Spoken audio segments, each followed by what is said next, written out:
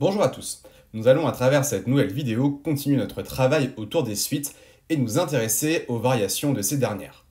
Regardons les deux représentations graphiques suivantes où l'on a représenté graphiquement les représentants AN de coordonnées NUN des termes de deux suites. Sur celle de gauche, on constate que les ordonnées des AN sont toutes de plus en plus grandes. Cela veut donc dire que la suite est croissante. Autrement dit, la suite UN est croissante si U indice n plus 1 est supérieur ou égal à UN.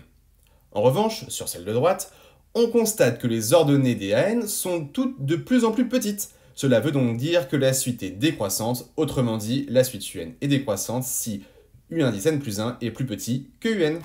La représentation graphique d'une suite permet donc d'émettre une conjecture sur le sens de variation d'une suite, mais ce n'est en aucun cas une preuve. Ainsi, pour étudier de manière algébrique les variations d'une suite, je vous propose de prendre votre polycopier de cours page 6 afin de compléter les exemples suivants. La technique est la suivante. Nous allons étudier le signe de UN plus 1 moins UN. Ainsi, si UN plus 1 moins UN est positif, alors la suite sera croissante. Et si UN plus 1 moins UN est négatif, alors la suite sera décroissante. Intéressons-nous à un premier exemple qu'il vous faudra compléter dans votre polycopier de cours. Considérons la suite UN égale 4 moins 3n qui est définie pour tout entier naturel et qui, je le rappelle, est ici définie de manière explicite. Pour étudier son sens de variation et ainsi déterminer si elle est croissante ou décroissante, nous allons calculer UN plus 1 moins UN.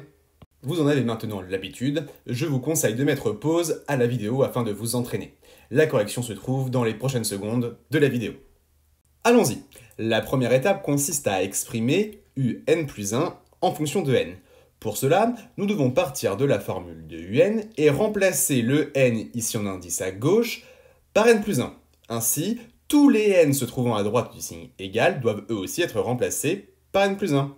Cela donne donc UN plus 1 égale 4 moins 3n plus 1, et en développant, ceci est égal à 4 moins 3n moins 3, qui vaut finalement 1 moins 3n.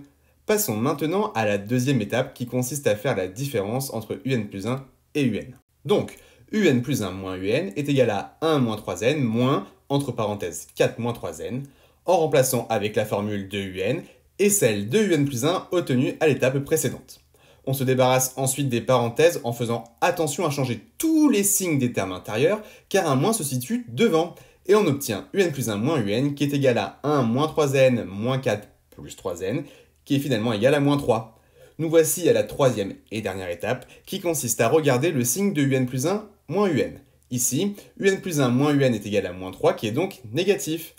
D'après ce que nous avions dit juste avant, la suite UN est donc décroissante.